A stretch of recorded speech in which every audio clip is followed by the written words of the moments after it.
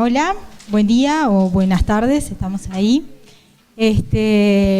Bueno, mi nombre es Cecilia, vengo de una organización social de Uruguay que se llama Mujeres en el Horno.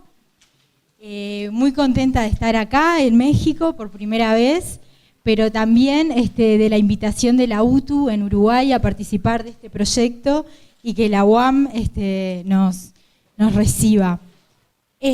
Bueno, ¿saben qué significa en el horno? ¿Que la expresión en el horno le llama la atención? ¿Qué significa? ¿Algo que se prepara? ¿Vos qué decís? Algo que se cocina. A ver, algún ejemplo más. Bueno, es una expresión muy uruguaya. No sé cómo se dice acá en México, pero en el horno en Uruguay es como estar como en una situación desventajosa, como estás en el horno, como medio mal. Acá, ¿cómo se dice? ¿Cómo? La chingada.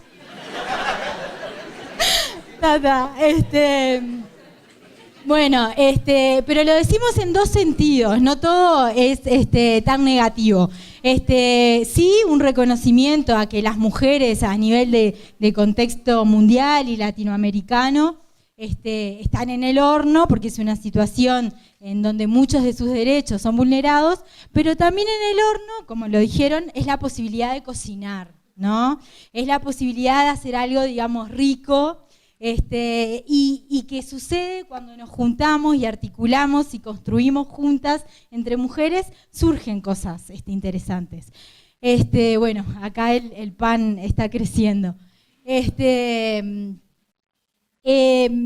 Nosotras somos un colectivo de mujeres que surge en el 2008, pero que a partir del 2012, con la aprobación de la interrupción voluntaria del embarazo en Uruguay, nos constituimos como más formalmente. En el 2014, a ver, acá una foto nuestra, con algunas actuales y otras que no están, nos hemos ido renovando. En el 2012 nos constituimos un poco más formalmente y en el 2014 inauguramos la línea Aborto, Información Segura, que funciona en el marco de la ley que tenemos en Uruguay y que ahí llaman muchas mujeres, llaman madres, llaman novios, parejas del momento, etcétera, queriéndose asesorar cuáles son los pasos en caso que la mujer decida abortar, ¿no? Ahí nosotras insistimos mucho que sea la mujer la que llame de primera mano y ahí, bueno, le contábamos qué implica la ley, a dónde se puede dirigir y también las barreras, las dificultades que se puede encontrar en ese camino, ¿no? Bueno, así es como nos definimos. Acá en la sala, ¿hay grupos hay personas que pertenezcan a organizaciones sociales feministas? Que levanten la mano. Allá. Bien. ¿Conocen grupos de acá, ya sea por entrevistas o por conocidas, conocidos? ¿Sí? Bien. Ayer en una reunión nos contaban que, bueno, y en las noticias también aparecieron que últimamente los grupos feministas de acá han jugado un papel muy importante, bueno, por la situación de violencia de género que se vive en el país. Bueno, ¿qué hacemos nosotras? La atención, como les decía, pero también realizamos diferentes talleres en muchos puntos del país, que como Nilsa les contó, es un país chico, que el transporte nos lleva mucho tiempo y que eso facilita también el conocimiento que tenemos entre la gente allá, ¿no? Los contactos, las articulaciones que podemos hacer.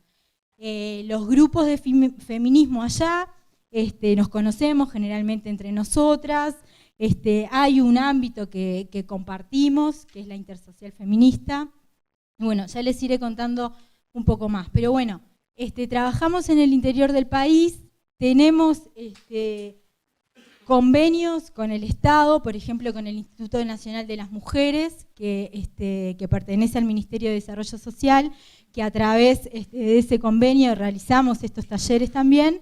Algunos talleres son militantes, otros talleres son pagos. Es una organización mixta, digamos, en eso. Y bueno, después la organización de actividades en fechas especiales, el 8 de marzo, el 25 de noviembre. Ahora, dentro de poquito, es la Marcha de la Diversidad, que también participamos de la comisión. Bueno, esto es lo que les contaba de con quiénes articulamos. Coordinado la Intersocial, el proyecto Horizontes de Libertades, que más tarde les voy a contar en qué consiste, bueno, y los demás que están leyendo allí.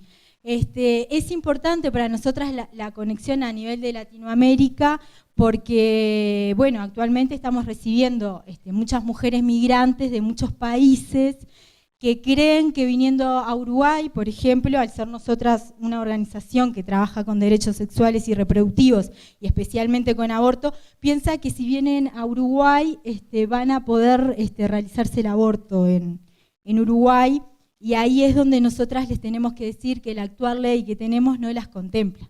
Muchas veces vienen de Brasil, vienen de Argentina, y lo que pide la ley es 1 año de residencia en el país. Entonces, lamentablemente, entran nuevamente en el circuito clandestino de conseguir el misoprostol, ¿no?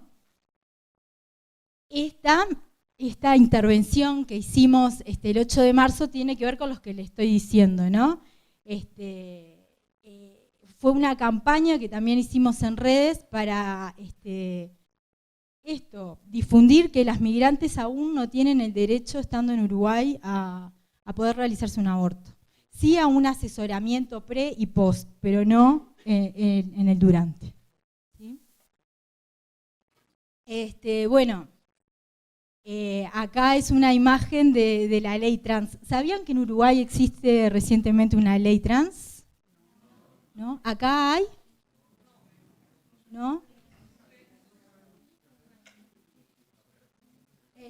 Bueno, recientemente es muy joven la ley y también todavía salta la posibilidad de la derogación. Muchas veces, quizás ustedes han escuchado que Uruguay está como en boca de todos en esto de que es un país muy avanzado en las leyes, que si van, que la ley de marihuana, que la ley de aborto, la ley trans, es como un país reconocido internacionalmente por eso. Y en realidad es verdad, hay muchos avances a nivel de las leyes, de protocolos, de planes, etcétera, pero hay también muchas dificultades después en la implementación, ¿no? De lo teórico a lo escrito, donde a veces las leyes se hacen, pero después entra todo el tema y el presupuesto para esta ley y la capacitación de los recursos humanos que la van a implementar. Y la descentralización de los servicios de salud, por ejemplo, al interior del país, ¿no? Entran como todas estas cosas. Bueno, acá pasarles imágenes de cosas que hacemos. Estos son de los talleres. Este fue un taller a docentes, de educación formal y no formal. Nos gusta mucho trabajar con jóvenes. Cuando las direcciones de los liceos nos abren las puertas está buenísimo, porque llegamos a grupos grandes y invitamos a las y los docentes y a la dirección a que participen del taller, porque muchas veces tienen miedo de qué van a hablar de sexo, van a hablar de aborto, esto cómo es, cómo lo van a encarar, y bueno, y después que el taller termina, como que se sacan el miedo. Una feria a la que fuimos. No quiero repetir, llegando a esto, ¿no? Cosas que ya dijo la alcaldesa, porque ya hablaron un poco de lo que tiene que ver con la perspectiva de género, que son como unos lentes que nos sacamos y nos ponemos y que cuando nos los tenemos puestos vemos todo el tiempo inequidades, injusticias, ¿no? Y que es una lógica que tiene que ver con la distribución del poder, y que cuando la vamos adquiriendo es como que todo el tiempo estamos acosados y acosadas por la perspectiva de género. Esto que dije es machista, no es machista, esto que hice, habré pasado vergüenza, ¿no? Como que vas perseguida todo el tiempo. Hasta que después, bueno, uno lo va como naturalizando un poco más, pero ayer también lo decía, esto de adquirir la perspectiva de género y de considerarse feminista tiene que ver también con asumir que uno o una tuvo una educación machista, ¿no? Y que es un proceso de construirse y que también tenemos machismos incorporados, que las feministas también, obviamente, tenemos que estar muy atentas. Bueno, los estereotipos de género. ¿Ustedes creen que el género tiene que ver con la educación? ¿Que la perspectiva de género es aplicable a los ámbitos educativos? Ahí no escuché. Debiera de ser. Bueno, felicito en realidad la iniciativa de incorporar unidades de género a las instituciones, pero sí debiera de ser, ¿no? Porque es una expresión lo que sucede en las instituciones educativas de la sociedad en general, ¿no? ¿Y creen que los ámbitos educativos y los cambios que se pueden hacer en los ámbitos educativos ayudarían a combatir, por ejemplo, la violencia de género?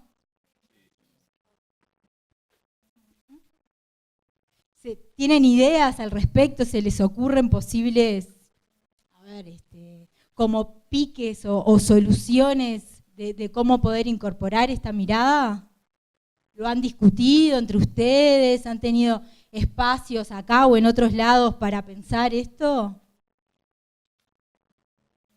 Bueno, es como una tarea pendiente que es importante, ¿no? Como iniciarla, porque el ámbito educativo es como la joyita, es un ámbito realmente privilegiado para poder tratar todos estos temas, ¿no? Desde el contenido de la currícula, desde las informaciones que pegamos en los pasillos, en las carteleras, hasta de los formularios que a veces tenemos que llenar para las inscripciones. No sé si ustedes llenan formularios web, ¿no? Pero ¿qué pasa cuando un formulario nos pregunta la identidad de género y solo tenemos opción mujer-varón? ¿Cómo nos sentimos? ¿No? Son como pequeñas cositas que ya te habilitan a ir trabajando la perspectiva de género. Quería preguntarles, porque no conozco mucho como de qué materias vienen. ¿Quiénes estudian ciencias sociales? Levanten la mano. ¿Acá? ¿Todos? ¿Son todos de diseño y todas? No, me sorprende, pensé que quizá, porque en realidad es como la UAM tiene esto de que se cruzan materias, ciencias sociales, diseño, ingeniería y arquitectura, ¿no? Como que realmente es un ámbito privilegiado para el intercambio y la articulación desde diferentes matrices de pensamiento, ¿no? Está bueno. Bueno, quizá a esta parte me adelanté un poco, algunas cosas ya les fui diciendo, pero simplemente algunos ejemplos de las leyes que últimamente se han aprobado. La ley de las más antiguas dentro de los últimos tiempos, digamos, la 18.104, expresa esto de la igualdad de derechos y oportunidades entre hombres y mujeres en la República. Nuestra Constitución de la República, por ejemplo, habla de la distinción entre nosotros según nuestras virtudes, ¿no? sin duda que ese es un concepto que no contempla la perspectiva de género, porque lo que nos habla la perspectiva de género es que no tiene que ver con una cuestión de responsabilidad personal o de virtudes, ¿no? Que hay una cuestión global que nos estereotipa y que nos va marcando determinados caminos, ¿no? Por eso estas leyes incorporan el enfoque de derechos humanos, ¿no? Muchas veces hemos escuchado esto de que, si no consigues, por supuesto que hay siempre una responsabilidad individual, pero no es lo único, esto de que si no consigues, por ejemplo, si sos mujer y no consigues trabajo, o te va mal en tal cosa, es solamente tu responsabilidad, porque no hiciste esto, no hiciste aquello, ¿no? Y no contempla esto de la perspectiva de derechos humanos que nos está diciendo, bueno, pero ¿qué pasa, no? Como decía Ana, si soy mujer, si tengo una hija pequeña y además soy afro, por ejemplo. Sin duda que las discriminaciones que existen en la sociedad nos va haciendo como cada vez más difícil que solamente por nuestras virtudes podamos salir adelante si no hay un Estado que tenga en cuenta estas vulnerabilidades. La ley de educación habla de la responsabilidad de la educación de transmitir un marco de derechos humanos y de transmitir la educación en derechos humanos, que no es lo mismo, ¿no? La educación en derechos humanos es un derecho humano, pero además implica poner en juego una metodología, una sensibilidad especial, ¿no? La educación en derechos humanos va más como en el orden de la sensibilidad que en la intelectualidad.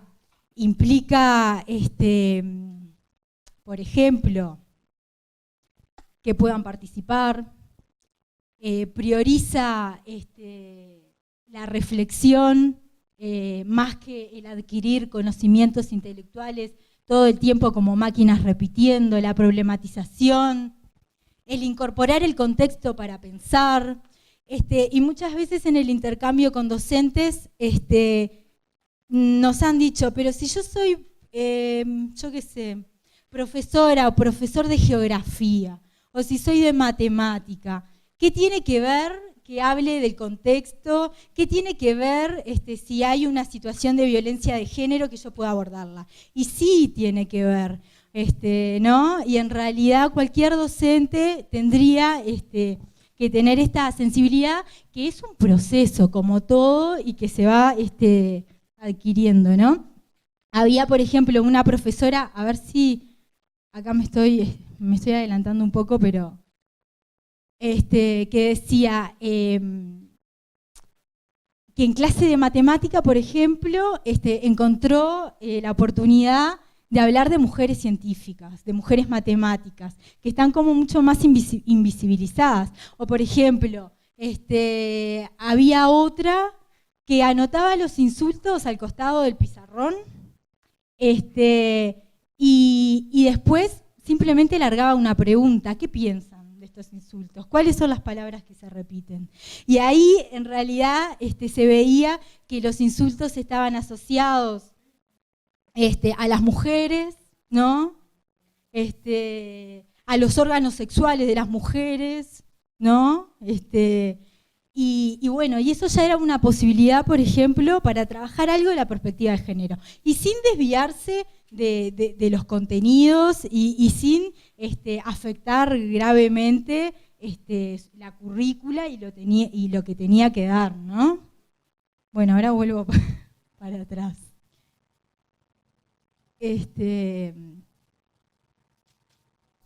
plan me parece como importante. No, solo no fui yo.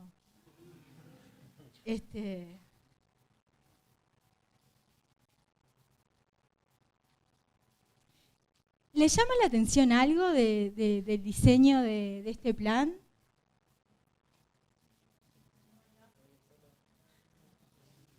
A ver, los colores, la diversidad. ¿Qué ves de la...? Pues de que, bueno, diferentes variantes de comunidad están juntas en una sola imagen. ¿Alguien más? ¿Edades? El señor cargando al bebé. Pues que muestran como muchos grupos que podrían ser minoritarios y que son sensibles, ¿no? Dentro de las sociedades. Los roles, por ejemplo, la mujer policía, la mujer científica. Vieron que ya ahí, como desde lo gráfico, estamos dando un mensaje, ¿no? Bueno, una policía que es mujer, yo entiendo que ella es arquitecta, ¿no? O tiene unos planos ahí, incorpora la discapacidad. Bueno, este plan es lo que les hablaba, que orienta la política educativa y que fue realizado por el Sistema Nacional de Educación Pública, que Nilsa les hablaba hace un rato, que integra a la UTEC, a la ANEP, al MEC, a la UDELAR, y guía la política educativa. Es un plan en derechos humanos y en educación en derechos humanos. Y este plan, desde Mujeres en el Horno, le estamos dando difusión, y estamos hablando con las y los docentes de educación formal y no formal. Uy, no estoy respetando el orden. De educación formal y no formal, en todo el país, sobre cómo ellos y ellas podrían llevar a la práctica este plan, ¿no? Y ahí los ejemplos que les decía de las cosas que se les ocurren en el aula a las profesores y los profesores para poder implementar esto de la perspectiva de derechos humanos y la perspectiva de género. Que si tengo perspectiva de derechos humanos, tengo perspectiva de género, ¿no? Está vinculado. Este proyecto que les contaba surge también de la asociación entre varias organizaciones sociales. Una organización social es Mujeres en el Horno. Otra se llama Ovejas Negras, que trabaja con la diversidad sexual. Otra se llama Misangas, que son mujeres afrodescendientes. Y otra se llama son jóvenes que tienen VIH, ¿no? Y en realidad se sabe como muy poco del VIH, la gente le tiene mucho miedo, y ellos desmitifican muchas cosas, entre otras esto del contagio, así como estar al lado tuyo. Bueno, está bueno el trabajo que realizan. ¿Hasta acá tienen alguna pregunta? ¿Una cosa? Bueno. Estos son los temas que abordamos, ¿no? Derechos humanos, educación, género y derechos sexuales y reproductivos. ¿Saben lo que son los derechos sexuales y los derechos reproductivos? ¿Es el tema que trabaja Mujeres en el Horno? Bueno, creemos que la educación incluya la educación sexual. Es fundamental, porque muchas de las violencias que vivimos a través de la violencia de género incorpora el plano de la violación de los derechos sexuales y reproductivos. Bueno, la violación en sí misma, el toqueteo, la pruebita de amor que hablaba la alcaldesa, ¿no? La posibilidad de poder elegir qué método anticonceptivo quiero usar, qué cantidad de hijos quiero tener, si no quiero tener, cada cuánto quiero o no quiero tener relaciones sexuales, con quién, con un hombre, con una mujer, con una persona trans. Todo eso tiene que ver con el plano de los derechos sexuales, que se articulan con los derechos reproductivos. Y trabajamos mucho también lo que tiene que ver con la confidencialidad en los ámbitos educativos. ¿Qué pasa cuando una alumna, por ejemplo, denuncia un caso de abuso, ¿no? ¿Cómo esa información es manejada dentro del ámbito educativo? Es algo que, así se riega por todos lados y la chica después tiene vergüenza de volver al ámbito educativo y que se sepa y no sabe quiénes saben y quiénes no y qué están diciendo de ella, ¿no? Entonces, trabajamos mucho con los docentes la ruta de la información, ¿no? que la chica esté enterada de quién sabe, entre quiénes se va a manejar, y que es diferente hablar de confidencialidad y de secreto. Yo no me puedo quedar con el secreto de que fuiste abusada, no puedo no decir nada porque me estaría haciendo cómplice, pero sí lo puedo manejar en un ámbito de confidencialidad y te voy a decir quiénes saben, quiénes no y la ruta que tengo que seguir. En Uruguay se está como intentando, desde la organización de las profesoras, cambiar un protocolo que implica que sí o sí terminen sabiendo las familias. A veces las familias pueden ser una oportunidad, ¿no?, de apoyo, pero muchas veces también los abusos suceden en el ámbito familiar. Entonces termina siendo como bastante feo, ¿no? Bueno, el acompañamiento a jóvenes en temas de esto ya lo... Acá me estoy adelantando. 5 minutos. 5 minutos tengo. Esto ya lo vimos.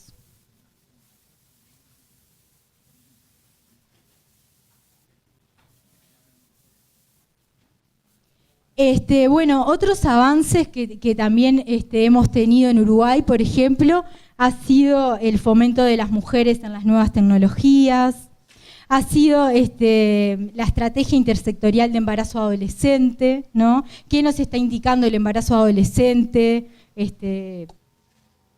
Y se ha trabajado mucho, sobre todo desde el Instituto Nacional de las Mujeres, con la violencia en el noviazgo, ¿no? Que es donde luego va avanzando y termina desarrollándose de forma mucho más violenta la violencia de género. Esto de me clavaste el visto y no me respondiste, esto de si no tenés celos es que no me querés, esto de que en un vínculo de noviazgo o de un vínculo de si estoy casada no existe posibilidad de violación. Bueno, trabajamos con grupos, la última vez fue la semana pasada, en donde vamos a un liceo y todas estas frases, por ejemplo, los dividimos en subgrupos y las ponemos a discusión. A ver como que creen, que no creen, y realmente trabajar con adolescentes y jóvenes es muy bueno, porque terminás dándote cuenta que es un tema que está todo el tiempo y que lo manejan muy naturalmente y que somos los adultos quienes tenemos los miedos, ¿no? Bueno, ya para ir cerrando,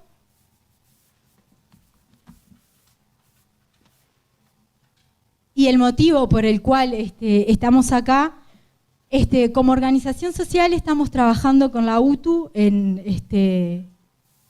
en Uruguay y el motivo de estar acá es los aportes que como organización social hicimos a la redacción del proyecto que se presentó, que tiene que ver con la innovación y el diseño para una educación de calidad e igualdad de género, y que tiene que ver con estas 3 etapas.